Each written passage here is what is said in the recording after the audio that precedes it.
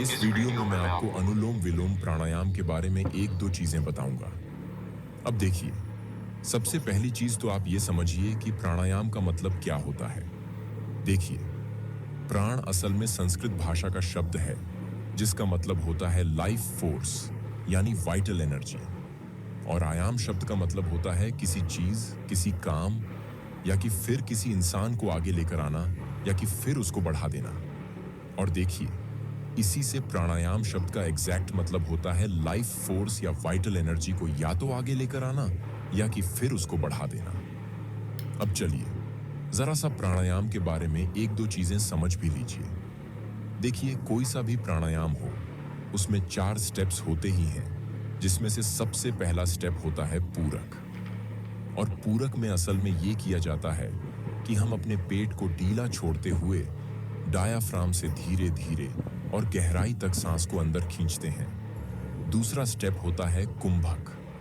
और कुंभक में असल में ये किया जाता है कि खींची हुई सांस को जितनी देर तक आराम से अंदर रोक कर रखा जा सकता है, उतनी देर तक उसे अंदर रोक कर रखते हैं। तीसरा स्टेप होता है रेचक। और रेचक में खींची हुई सांस को धीरे धीरे और पूरी तरह से बाहर की तरफ छोड़ देते हैं। चौथा स्टेप जो होता है उसे कहते हैं बाह्य कुंभक। और इसमें सांस को पूरी तरह से बाहर छोड़ने के बाद जितनी देर तक आराम से बिना सांस लिए रहा जा सकता है, उतनी देर तक सांस को अंदर नहीं खींचते।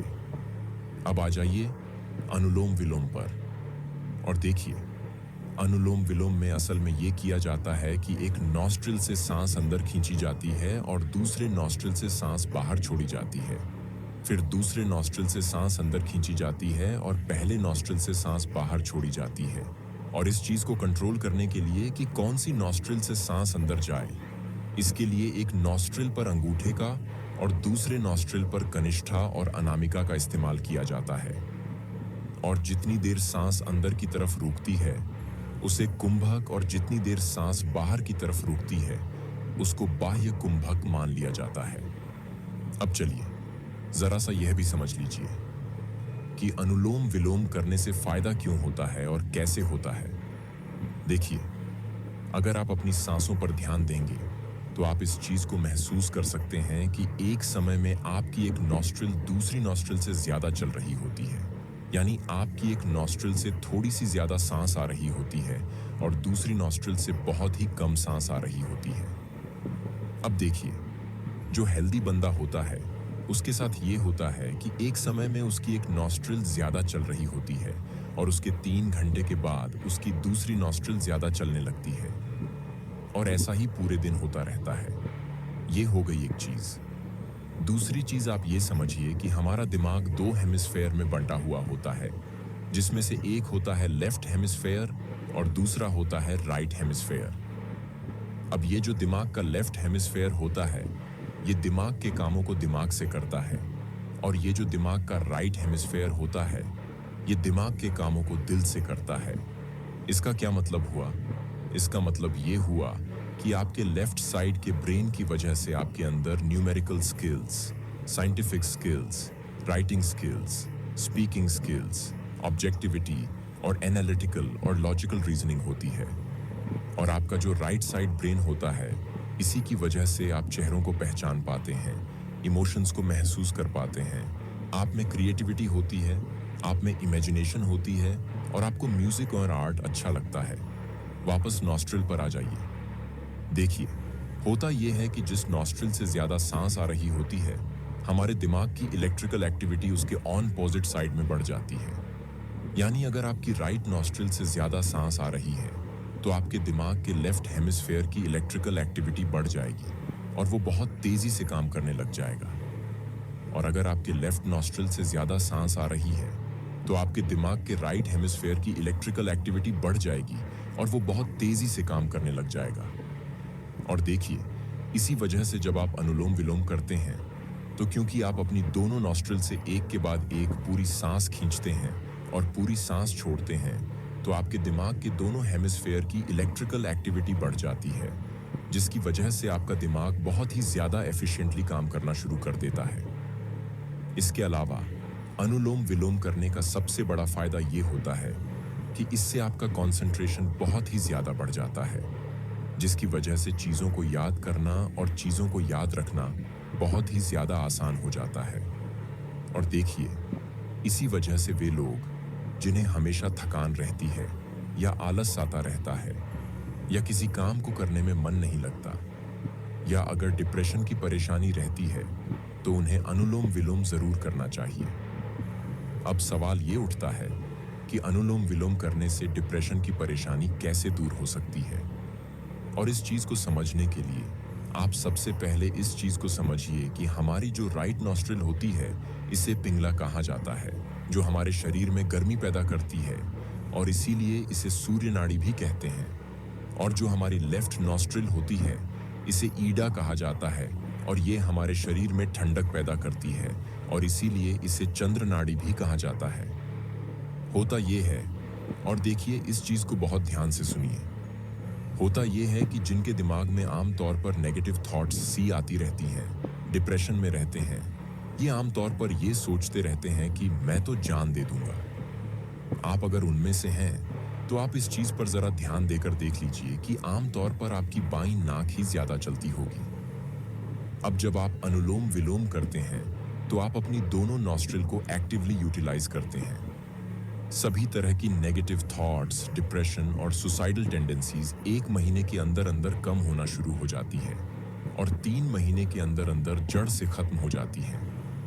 इस चीज को भी समझिए कि अनुलोम विलोम करने से दिमाग के दोनों हेमिस्फेयर बैलेंस हो जाते हैं और जब ये दोनों बैलेंस हो जाते हैं तो फिर सेंट्रल चैनल, जिसे सुषुम्ना नाड़ी कहते हैं, वो जागृत हो जाता है। इसके वैसे तो बहुत सारे फायदे होते हैं, पर 4 सबसे बड़े फायदे ये होते हैं कि एक तो पेशेंस यानी धीरज बहुत ज्यादा बढ़ जाता है। दूसरा फायदा ये होता है कि इंसान की रेजोल्यूशन बढ़ जाती है। रेजोल्यूशन यानी जो ठान लिया वो करके दिखाएंगे। तीसरा फायदा ये होता है कि इंसान की डिसीजन मेकिंग एबिलिटी यानी सिचुएशन के हिसाब से तेजी के साथ और एकदम सही डिसीजन लेने की काबिलियत बहुत ही ज्यादा बढ़ जाती है। और चौथा फायदा ये होता है कि इंसान की क्रिएटिविटी यानी रचनात्मकता बहुत ही ज्यादा बढ़ जाती है। इसके अलावा अनुलोम विलोम करने का दूसरा सबसे बड़ा फायदा ये होता है कि इससे आपके दिमाग के सभी एनर्जी चैनल्स जो हैं वो प्योरीफाई भी हो जाते हैं और रिचार्ज भी हो जाते हैं, जिसकी वजह से आपका पूरा नर्वस सिस्टम बहुत ही ज्यादा ताकतवर हो जाता है। पर देखिए, ये तो अनुलोम विलोम का एक बहुत ही छोटा सा फायदा है। मैंने आपको बताया है कि वो लोग जिन्हें लकवा मार गया है, अगर वो अनुलोम विलोम करना शुरू कर दें, यानी जिस हालत में हैं उसी हालत में। और देखिए, अनुलोम विलोम के इन्हीं फायदों की वजह से स्वामी विवेकानंद जी ने भी जिस एक प्राणायाम को करने के ऊपर खास तौर पर जोर दिया है, वो है अनुलोम विलोम। इस चीज को भी समझिए कि अगर कंसंट्रेशन के बारे में बात की जाए, चीजों को सीखने के बारे में बात की जाए, चीजों को याद करने के बारे में बात की जाए और उन्हें वैसा का वैसा बता देने के बारे में बात की जाए, तो स्वामी विवेकानंद जी की कोई काट नहीं है। अपनी पूरी नॉलेज को कुल मिलाकर 9 वॉल्यूम्स में समेट कर रख देना, ये काम एक क्रिएटिव जीनियस ही कर सकता है, दूसरा कोई नहीं। ये हो गई एक चीज। दूसरी चीज, देखिए, आप ये भी समझिए कि अगर आप मेडिटेशन करते हैं या फिर अगर आप किसी से मेडिटेशन सीख रहे हैं और अगर वो आपको अनुलोम विलोम करने के लिए नहीं बोल रहा है, मैं इस चीज को लिख कर दे सकता हूं कि उस बंदे को मेडिटेशन के बारे में कुछ भी नहीं मालूम। अब चलिए जरा सा कार्डियोवास्कुलर सिस्टम के बारे में भी बात कर लेते हैं। देखिए, अगर आपका दिल कमजोर है, हार्ट में ब्लॉकेज है, हाई ब्लड की परेशानी है या फिर लो ब्लड प्रेशर की परेशानी है, आप केवल अनुलोम विलोम करना शुरू कर दीजिए और धीरे धीरे करके ना केवल आपकी सभी परेशानियां खत्म हो जाएंगी, बल्कि आपके हार्ट के काम करने की ताकत भी कई गुना ज्यादा बढ़ जाएगी। अब आ जाइए रेस्पिरेटरी सिस्टम पर और देखिए, अगर आपको अस्थमा की परेशानी है, साइंस की परेशानी है या फिर किसी भी तरह की एलर्जी है, आप केवल अनुलोम विलोम करना शुरू कर दीजिए और आपकी जितनी भी दवाइयां लगती हैं, सब की सब धीरे धीरे कर कर खत्म हो जाएंगी। इसके अलावा वो लोग जिनकी फैमिली हिस्ट्री रूमेटिज्म की यानी गांठियां, अर्थराइटिस की है, उन्हें अपने शुरुआत के दिनों से ही अनुलोम विलोम करना शुरू कर देना चाहिए। ये हो गई दूसरी चीज।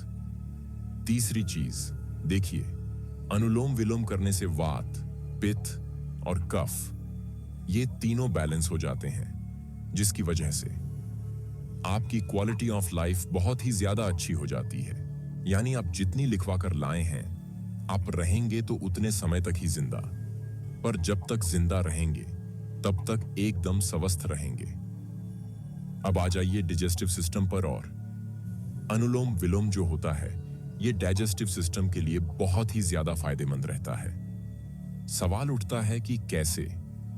देखिए, होता यह है कि जितनी बार हम अनुलोम विलोम करते हैं, उतनी बार हमारा डायाफ्राम जो होता है, ये हमारे डाइजेस्टिव सिस्टम को दबाता है, जिसकी वजह से जितनी बार आप अनुलोम विलोम करते हैं, उतनी बार आप अपने डाइजेस्टिव सिस्टम के अंदर से धीमे धीमे मसाज कर रहे होते हैं। मसाज करने से क्या फायदा होता है?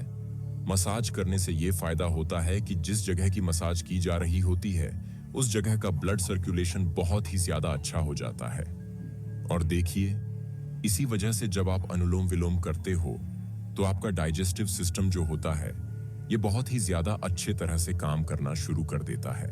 अब चलिए जरा सा ये भी समझ लीजिए कि अनुलोम विलोम कैसे करना है, कब करना है, कितनी देर तक करना है और कौन कौन अनुलोम विलोम कर सकता है। सबसे पहली चीज, आप सुखासन, पद्मासन या वज्रासन में बैठ जाइए। दूसरी चीज, और देखिए, अनुलोम विलोम करने से सबसे ज्यादा फायदा आपको तब मिलता है जब अनुलोम विलोम करते समय आपकी रीढ़ की हड्डी की पोजीशन एकदम सही रहे। और देखिए, इसीलिए अगर आपको सही तरीके से बैठने का तरीका नहीं मालूम है, तो आप ये करिए कि आप सुखासन में बैठिए और अपने हिप्स और अपनी पूरी पीठ को दीवार से चिपका दीजिए। अब आ जाइए तीसरा स्टेप पर, और यहां से हम सांस खींचना शुरू करेंगे। अब जब आप शुरुआत करेंगे, तो आप सबसे पहले इस चीज पर ध्यान दीजिए कि आपकी कौन सी नॉस्ट्रिल से ज्यादा सांस अंदर आ रही है। अगर राइट नॉस्ट्रिल से ज्यादा सांस आ रही है, तो लेफ्ट नॉस्ट्रिल को बंद कर दीजिए, और अगर लेफ्ट नॉस्ट्रिल से ज्यादा सांस आ रही है, तो राइट नॉस्ट्रिल को बंद कर दीजिए और अपने पेट को ढीला छोड़ते हुए धीमे धीमे और गहरी सांस अंदर खींचिए। इसके बाद दूसरी नॉस्ट्रिल से धीमे धीमे और पूरी तरह से सांस को बाहर छोड़ दीजिए। फिर इसी नॉस्ट्रिल से पेट को ढीला छोड़ते हुए धीमे धीमे और गहरी सांस अंदर की तरफ खींचिए और वापस पहली नॉस्ट्रिल से धीमे धीमे और पूरी तरह से सांस को बाहर छोड़ दीजिए। यह हो गया एक अनुलोम विलोम शुरुआत। 10 अनुलोम विलोम करने से की जाती है, और हर दिन एक अनुलोम विलोम बढ़ाते चले जाते हैं, और तब तक बढ़ाते चले जाते हैं जब तक हम एक बार में 30 अनुलोम विलोम करने लायक नहीं हो जाते।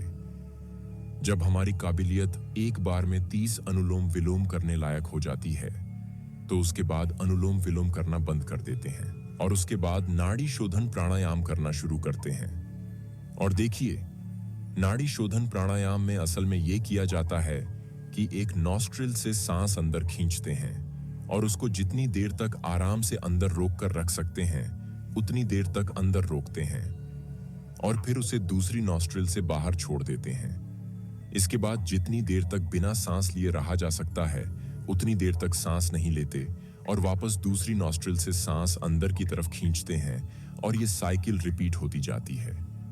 शुरुआत 10 नाड़ी शोधन प्राणायाम से की जाती है, जिसे बढ़ाते बढ़ाते 30 तक लेकर जाया जाता है। इस चीज को भी समझिए कि नाड़ी शोधन प्राणायाम की सबसे बड़ी खासियत ये रहती है कि जितने फायदे अनुलोम विलोम प्राणायाम करने से मिलते हैं, उसके 10 गुना ज्यादा फायदे नाड़ी शोधन प्राणायाम करने से मिलते हैं। अब आ जाइए दूसरे सवाल पर कि अनुलोम विलोम कब करना चाहिए।